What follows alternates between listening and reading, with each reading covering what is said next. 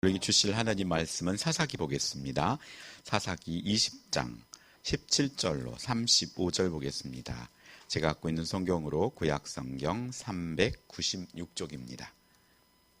사사기 20장 17절부터 35절 보겠습니다. 17절부터 35절 우리 천천히 한번 교독하겠습니다. 제가 17절 먼저 읽겠습니다. 베냐민 자손의 이스라엘 사람으로 칼을 빼는 자의 수는 40만 명이나 다 전사라.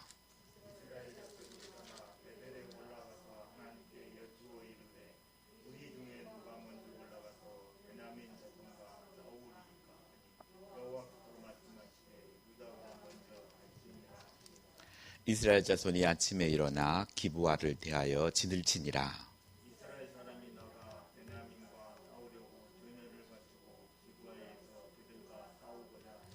베냐민 자손이 기브아에서 나와서 당일에 이스라엘 사람 2만 2천 명을 땅에 엎드렸으나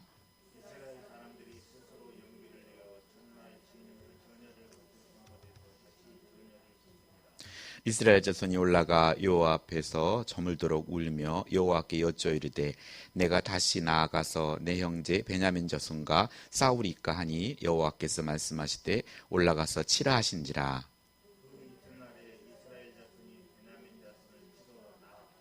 베냐민도 그 이튿날에 기브아에서 그들을 치러 나와서 다시 이스라엘 자손 18,000명을 땅에 엎드렸으니 다 칼을 빼는 자였더라.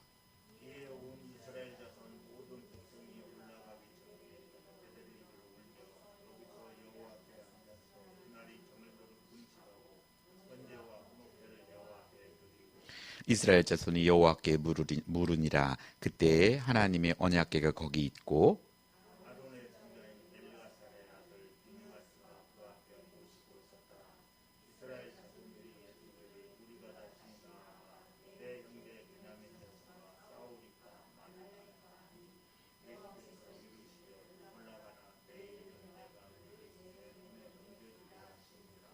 이스라엘이 기브아 주위에 군사를 매복하니라.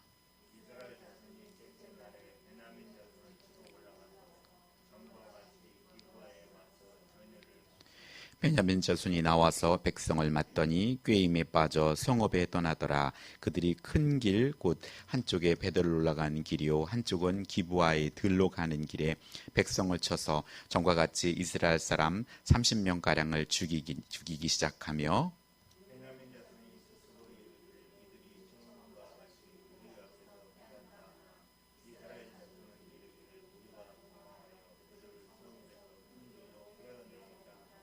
이스라엘 사람이 모두 그들의 처수에서 일어나서 바알다말에서 전열을 갖추었고 이스라엘의 복병은 그 장소 곧 기브아 초장에서 쏟아져 나왔더라.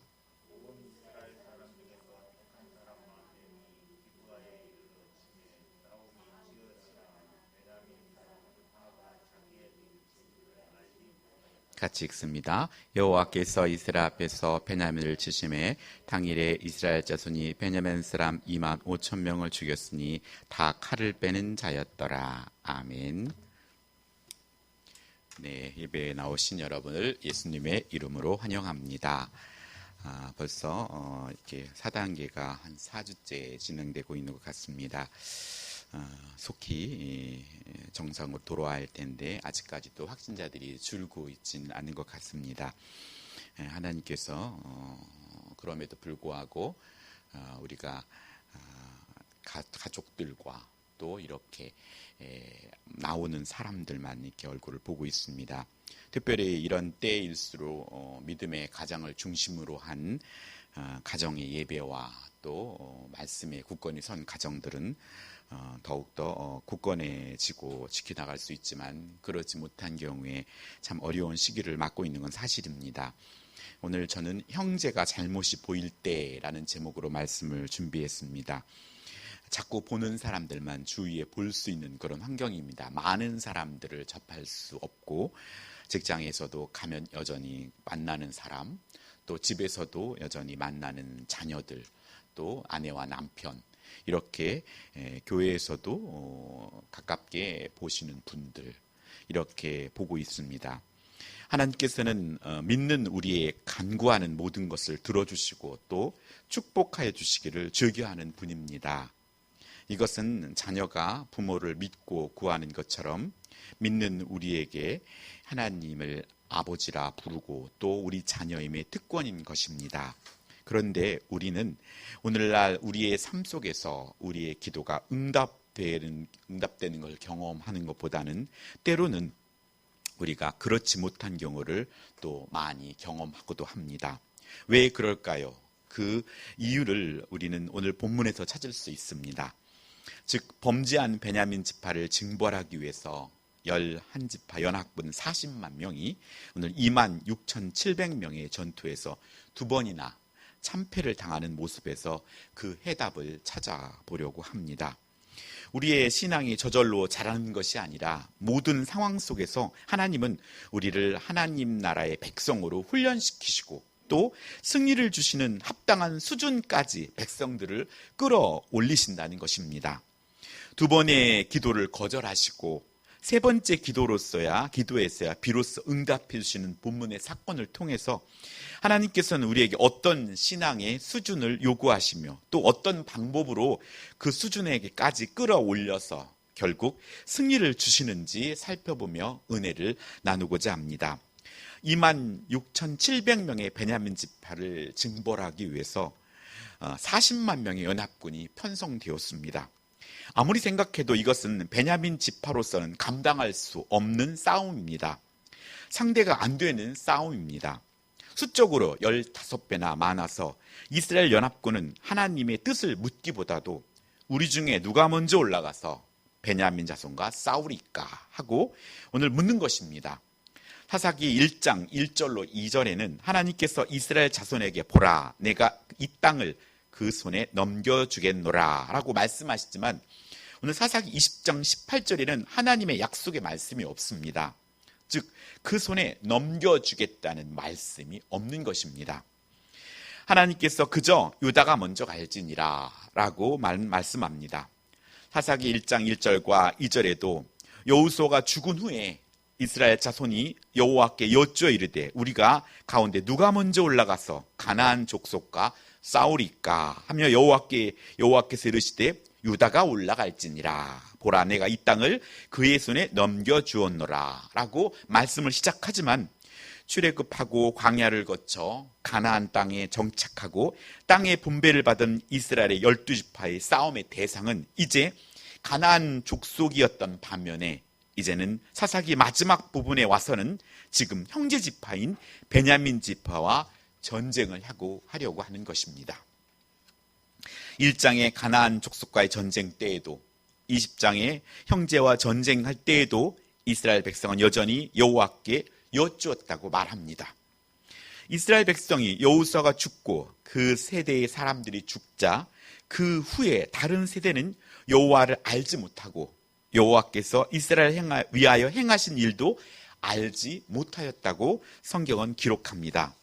먼저 예수님의 은혜를 경험한 우리는 먼저 우리가 우리의 자녀에게 또 하나님을 알게 할 것이 먼저 된 자의 책임이라는 것입니다.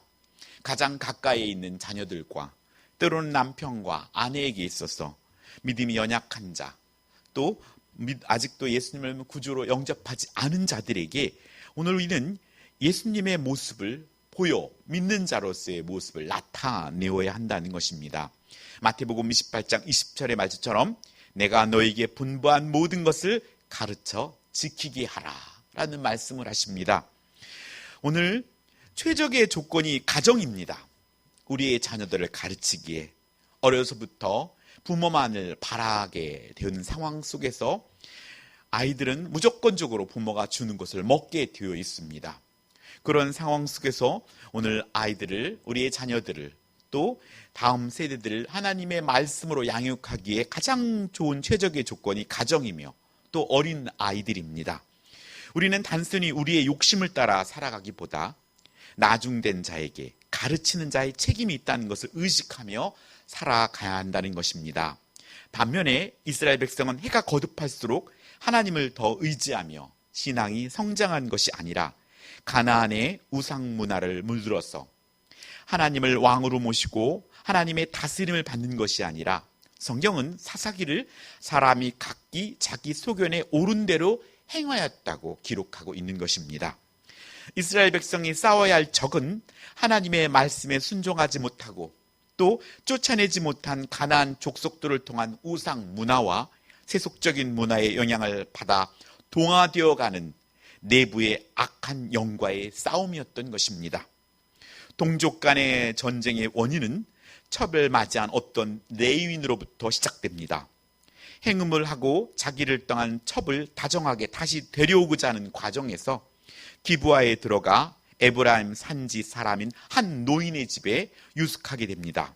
그때 그 성읍의 불량배들이 그의 첩을 밤새도록 겁탈하고 욕보여 죽게 됩니다. 그 레위 사람은 자기 첩의 시체를 12토막으로 잘라서 이스라엘 12지파에 각각 한 토막씩 보냅니다. 그리고 결국 미스바의 자손이 다 함께 모여 베냐민 자손에게 불량배를 내놓으라고 할 때 내놓지 않으므로 전쟁을 하게 된 것입니다. 거룩한 예배자로 살아야 할 레위인이 첩을 둔다는 것부터 율법을 범하는 것이었고, 그 첩을 행음하고 떠났을 때 잊지 못하고 진정한 회개도 없는 첩을 다시 데려오려고 한 것도 잘못이고, 또한 레위인은 첩의 시신을 잘라 보냄으로 복수하고자 했던 것도 자신의 잘못을 회개하기보다 엽기적인 행각을 함으로써 이스라엘 각 지파의 전쟁에 참여하게 되는 동기가 선하지 않음을 볼 수 있습니다. 또한 이스라엘 총회는 레위인 한 사람의 증언만을 듣고 한 지파를 징계하기로 성급한 결정을 하였다는 것과, 또 총회에 베냐민 지파를 참석시켜야 함에도 참석시키지 않고 베냐민 지파의 통과도 없이 40만의 연합군이 미스바에 집결함으로 베냐민 지파를 화나게 했습니다. 오늘 총체적으로 이 12지파는 초기에 가나안에 있는 족속들을 물리치기 위해서 힘을 모았지만 이제 사사기 마지막 후반에는 자기 형제와의 싸움을 위해 모였다는 것입니다. 베냐민 지파도 자체 내에 악한 세력을 비유하려 한 것을 보면 동일한 조상에게서 비롯되었지만 심각한 내부의 갈등이 있음을 반증하는 것입니다. 우리 눈에도 형제를 향한 기대가 있고 또 그 기대에 미치지 못할 때 우리는 어떻게 행동해야 할까? 우리는 그 기로에 서게 됩니다. 항상 그 기준이 나이기 때문입니다. 주님은 우리의 죄를 대신 지시고 하나님과 죄인인 우리의 화목 제물이 되어서 사랑을 통한 정의를 만족시켜 주셨습니다. 허나 마태복음 7장 3절로 5절의 말씀처럼 형제의 눈 속에 있는 티는 보고 내 눈 속에 있는 들보는 깨닫지 못하느니라. 보라, 내 눈 속에 들보가 있는데 어찌하여 형제에게 말하기를 나로 내 눈 속에 있는 티를 빼게 하라 하겠느냐 하면서, 외식하는 자여 먼저 내 속에 있는 들보를 빼어라. 그 후에야 밝히 보고 형제의 눈 속에 티를 빼리라 하는 말씀처럼, 형제의 잘못이 보일 때 우리는 첫째로 형제를 통한 자신의 모습을 발견해야 한다는 것입니다. 결국 내 눈에 보이는 형제의 잘못된 모습은 나를 비춰주는 거울과 같다는 것입니다. 예수를 믿는 것은 말쟁이가 되라는 것이 아니라 입을 다물고 주의 말씀을 듣는 자가 되라는 것입니다. 내가 없어도 하나님의 사역은 이루어집니다. 이스라엘 백성은 전쟁의 주권자이신 하나님의 선하신 뜻을 묻기 전에 누가 먼저 올라가서 베냐민과 싸우리까라고 묻는 것입니다. 하나님은 과연 형제 지파인 베냐민과 싸우길 원하신가? 입니다. 우리의 기도는 그 싸움에 먼저 앞장서서 공을 세우고 이름을 날리고 싶은 교만한 마음을 드러내게 된다는 것입니다. 오늘 형제와의 다툼의 위기에 처했을 때 자신의 잘못한 것은 없는가 하며 자신의 모습을 비추어보는 겸손으로 하나님의 인도하심을 기다려야 마땅하다는 것입니다. 그럼에도 불구하고 그들은 교만스럽게 자신들의 병력의 수를 의지한 채 심판관의 자세를 보인다는 것입니다.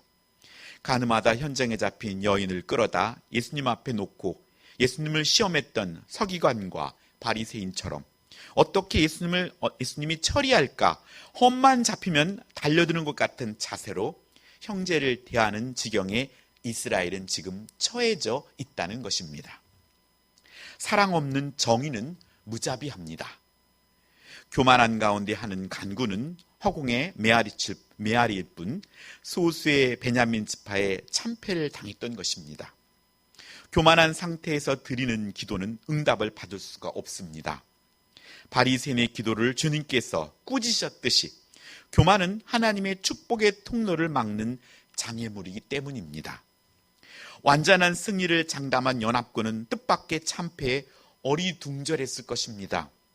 그러나 그들의 영안은 아직도 어두워서 그 참패에 담긴 하나님의 뜻을 보지 못했습니다. 하여 오늘 첫 번째 전쟁에 패한 이스라엘 연합군은 성경에 스스로 용기를 내어 첫날 전열을 갖추었던 곳에서 다시 전열을 갖추었느니라 라고 성경은 말씀합니다. 이스라엘 백성은 아직도 하나님을 의지하지 않아도 이길 수 있다는 교만한 마음이 그들에게 있었습니다.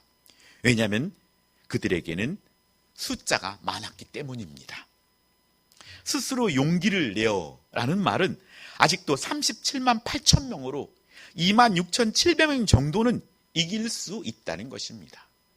하지만 이스라엘 연합군은 하나님께 누가 먼저 나아갑니까? 여쭈었을 때 유다가 먼저 갈지니라는 말씀에서 쉽게 승리할 줄 알았던 것입니다. 사람들은 자기에게 듣고 싶은 말을 듣습니다. 그리고 자기 쪽에서 그걸 해석하게 됩니다. 첫 전쟁의 패배로 그들의 교만함은 어느 정도 꺾인 모습을 또한 보여줍니다. 왜냐하면 처음 전쟁이 임할 때는 이스라엘 백성은 우리 중 누가 먼저 올라가서 베냐민 자손과 싸우리까 하고 여쭈었던 반면에 전쟁에 패배하고 나서는 저물도록 울며 여호와께 여쭈어 이르되 내가 다시 나가서 내 형제 베냐민과 싸우리까라고 묻는 것입니다. 이제 그들은 그 싸움과 패배의 틀을 통하여서 베냐민 지파를 적에서 내 형제라고 부르게 됩니다. 그러다 하더라도 그들은 그 후에 그들은 잔인하게 베냐민 지파를 600명을 제하고는 모두 죽이는 모습을 보여줍니다. 우리의 삶 가운데도 무언가 잘 풀리지 않고 걸리는 일이 있다면 우린 고집과 힘으로 무조건 밀고 나가는 것이 아니라 다시금 나의 기도가 혹여나 알라딘의 요술램프나 도깨비 방망이처럼 내가 정한 것을 이루려 하는 이기적인 기도가 아닌지 우리는 점검해 보아야 합니다. 고난 중에 또 일시적으로 어려움 중에 하나님 중심으로 살려고 애쓰다가도 또 우리는 무언가 잘 풀린다 싶으면 또 하나님을 멀리하는 모습은 이스라엘 백성이나 지금의 우리의 모습과도 별반 다르지 않습니다. 큰 일이 벌어지지 않게는 간절하게 주님을 찾지 않고 다급하게 어떤 힘든 일이 생겼을 때는 또 납작 엎드려서 주님을 찾는 모습은 너무나 많은 기복을 보이는 신앙 생활을 하고 있는 것이죠. 오늘 우리가 입으로는 사랑한다고 또 예수 그리스도를 안에서 형제라고 부르지만 승리를 소유할 수준이 되지 못한다면 하나님은 이스라엘 백성에게 전적으로 하나님 말을 의지하도록 또다시 참패라는 충격을 주신다는 사실입니다. 자녀에게 꾸중을 하고 매를 든다는 것은 불편하고 아픈 일입니다. 하지만 사랑의 매와 훈계가 없다면 자녀는 바로 자라지 못합니다. 하나님은 자녀를 축복의 수준으로 끌어올리려는 열심은 지금도 계속되고 있다는 것을 우리는 믿어야 합니다. 우리에게 닥치는 환난과 어려움이 결코 우리에게 무익한 것이 아닌 이유가 있기 때문입니다. 여러분의 삶에 그와 같은 환난이 임했다면 그 시간이야말로 하나님의 손길을 경험할 수 있는 시간이므로 놓치지 말아야 한다는 것입니다. 하나님 아버지는 항상 우리를 선한 곳으로 인도하심을 믿으시고 감사를 선포하고 또 하나님의 선하심을 믿고 그의 뜻을 찾아 순종해야 한다는 것입니다.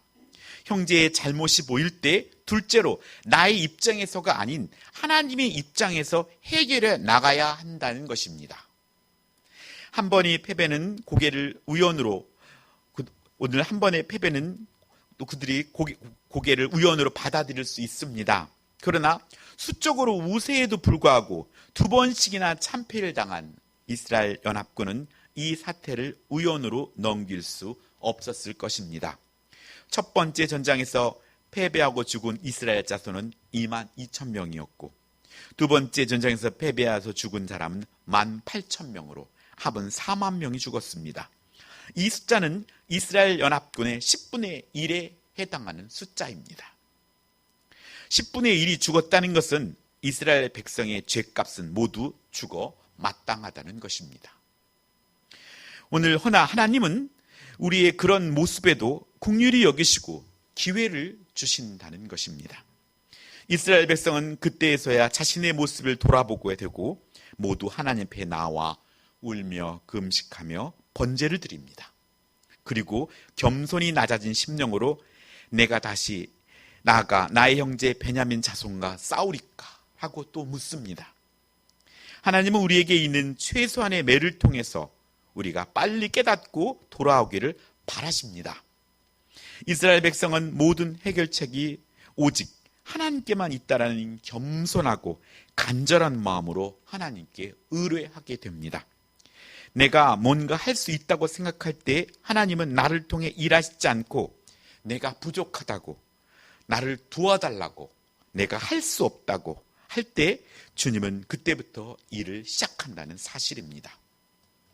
이스라엘 백성에게 사사기 17장의 미가의 집에 레위 청년 제사장이나 단지파의 미가에서 빼앗은 레위 청년 제사장처럼 제사장마저도 자신들의 소견에 좋은 대로 사용하는 수단에 불과하게 여겼던 이 제사장이 이제 패배하고 보니 이제 보이게 된다는 것입니다. 군인에게는 군인만 보이고 처녀 총각에게는 처녀 총각만 보입니다. 다급해지면 보이게 되어 있습니다. 우리는 우리의 상황과 처지에서 원하는 것을 보고 드리려고 합니다. 그렇게 우리의 소견대로 이리저리 마음을 바꾸어 변덕스럽게 다른 것에 사랑과 또 마음을 빼앗겨도 하나님은 우리를 계속해서 바라보고 계시며 또 성령님은 간구하고 또 우리를 이끌어 간다는 것을 믿으시기 바랍니다. 흩어졌던 눈이 하나님의 언약궤를 찾고 비로소 아론의 손자인 엘리앗의 아들 비느하스가 그 앞에 서 있는 것이 보이게 됩니다. 하나님께서는 28절 올라가라, 내일은 내가 그를 내 손에 넘겨주리라 라고 말씀합니다. 하나님께서 내 손에 넘겨주신 것이 내 것입니다. 내가 잡은 것이 내 것이 아니라 하나님께서 내 손에 넘겨준 것이 진짜 내 것이라는 것입니다. 지금 우리가 갖고 있는 것들, 진정 하나님이 내 손에 넘겨주고 이것이 내 손에 넘겨주리라 하고 그 말씀을 통해 주신 것이 진정한 나의 것입니다. 이스라엘 백성은 기브아 주위의 군사를 매복하고 3일째 베냐민 자손을 치러 올라가서 전과 같이 기브아에 맞서 전열을 갖춥니다. 그때 베냐민 사람들은 성에서 나와 그들과 맞서 싸웠는데 베냐민 사람들은 유인 작전에 자신들이 말려 들어간 줄 모르고 성에서 점점 멀리 떠나갑니다. 그들은 전과 같이 베들로 올라가는 길과 또 기브아 들로 가는 길을 따라가면서 이스라엘의 군을 치기 시작하여 30명 정도를 죽이자 이스라엘 군이 전과 같이 패하고 도망갔다고 생각했습니다. 그러나 이스라엘 연합군은 도망가는 척하고는 매복했던 택한 10,000명의 정예 부대를 기브아의 정면을 공격하자 당황하게 되고 자신들에게 재난이 닥친 것을 깨닫지 못할 즈음 성읍으로 들어가 온 성읍과 가축과 만나는 자를 다 칼날로 치고 닥치는 성읍은 모두 불살랐다고 말씀합니다. 여호와께서 이스라엘 앞에서 베냐민 사람을 패하게 하심으로 그날 이스라엘 군은 칼에 죽은 베냐민 사람은 25,100명을 쳐 죽였습니다. 이스라엘 연합군과 베냐민 자손과 세 번째 전장은 이스라엘 연합군의 승리를 하게 해 주셨다는 것입니다. 오늘의 전쟁 장면은 여호수아 8장에 나오는 이스라엘 자손과 아이성 사람들과의 전쟁과 비슷합니다. 두 전쟁은 다 이스라엘 자손들이 매복과 유인이라는 작전을 폈습니다. 두 싸움 모두 앞전쟁에서 패하였고 또 죄를 회개하고 다시 하나님을 의뢰함으로 주어지는 지혜인데, 여호수아 8장에서는 여호와께서 직접 가르쳐준 전투 방법이지만 오늘 전투는 이스라엘 백성이 이 방법을 사용했다는 것입니다. 매복과 유인의 방법은 희생이 필요합니다. 30명이 죽어야 했습니다. 첫 번째 아담은 사단의 유혹을 넘어가 선악을 알게 하는 나무의 열을 먹음으로 인류에 죄가 들어왔고 오늘 우리는 패배하게 되었습니다.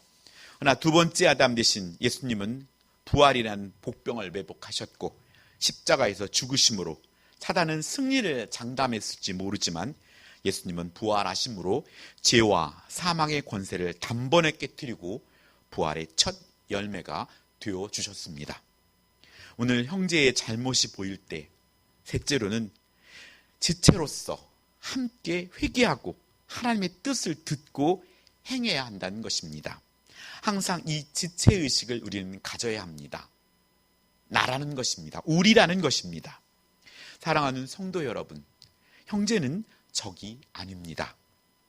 우리가 싸워야 할 것은 악한 영들이고 더러운 영들입니다. 함께 악한 영과 싸워야 할 우리의 전우입니다. 형제의 잘못이 보일 때 그것은 너가 아니라 우리가 잘못한 것을 알고 있다는 것을 깨달아야 합니다. 심판자가 아니고 기도와 권면과 설득을 하며 함께 나아가야 한다는 것입니다. 또한 내 생각대로 행동하는 것이 아니라 부모가 형제의 잘못에 대해 해결을 바라듯이 하나님의 입장에서 사랑과 안타까움으로 바라보아야 한다는 것입니다.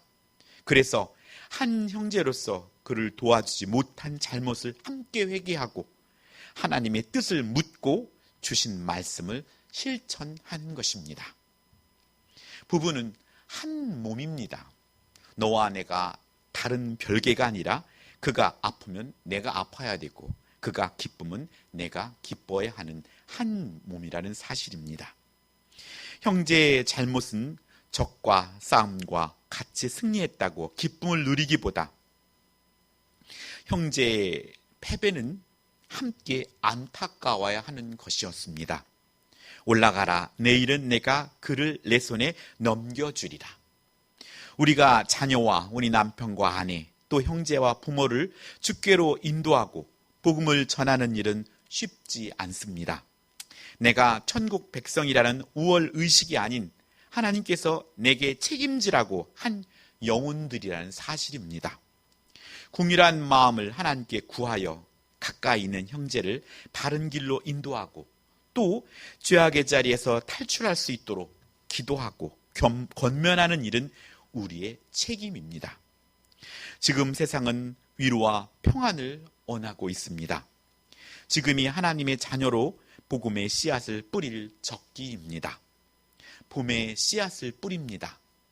여름이 지나고 가을이 되면 추수를 합니다. 오늘 코로나 전염병으로부터 자유로울 때쯤 세상은 하나님의 자녀를 통해서 살아계신 하나님을 보게 될 것입니다. 오늘 코로나19가 잠잠해지고 그 상황 속에 오늘 교회의 민낯이 드러나게 될 것입니다. 지금 그렇기 때문에 우리는 기도해야 하고 또 우리의 삶과 가장 가까이 있는 자녀들과 또 믿음이 연약한 남편과 아내와 부모와 형제들에게 하나님의 복음을 또 전하고 또 그런 선한 영향력을 끼칠 적기라는 사실입니다. 만나는 이들이 그렇게 제한되어 있고 하나님께서 그들을 통하여 사랑을 베풀기를 원한다는 사실입니다.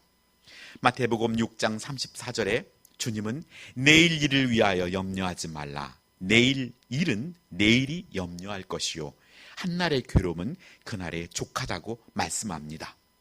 내일 일은 오늘 염려할 것이 아니라 내일이 내일 일을 염려해야 한다는 것입니다.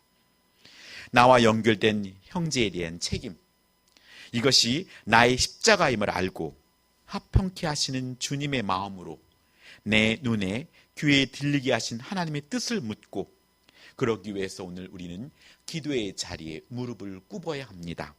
또 하나님의 말씀을 읽고 들어야 합니다.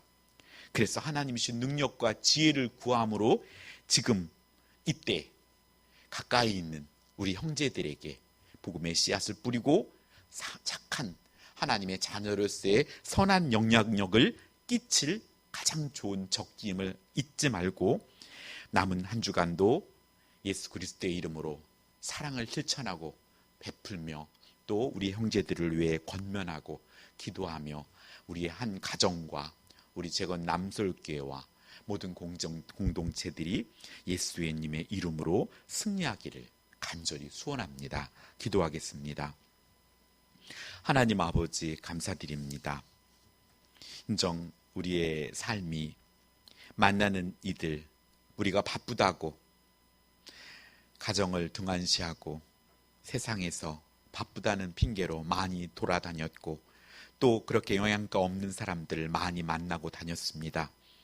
이제 하나님께서 우리의 가정의 소중함을 아버지여 알게 하시고 이제 만나는 가족들 또 가까이 있는 자녀들 아버지 그들을 향하여 험만을 바라보기보다 진정 하나님께서 나를 통해 이루고자 하는 그 책임과 또 의무를 감당하기 위해서 주 앞에 무릎 꿇고 진심으로 그의 모습을 통하여 나의 모습을 발견하고 진실로 아버지께 간구하며 하나라는 지체의식을 가지고 주님께 나아감으로 말미암아 우리의 소속한 우리의 가정과 우리 또 사랑의 재건 남석의 공동체가 예수 그리스도 안에서 건강하고 아름답게 다시금 회복되고 성장할 수 있도록 주님 도와주시옵소서. 남은 한 주간도 주의 사랑을 전하며 진실로 하나님께 참 예배자로 설 수 있도록 여호와 하나님 인도하여 주시옵소서. 감사드리며 예수님의 이름으로 기도드렸습니다. 아멘.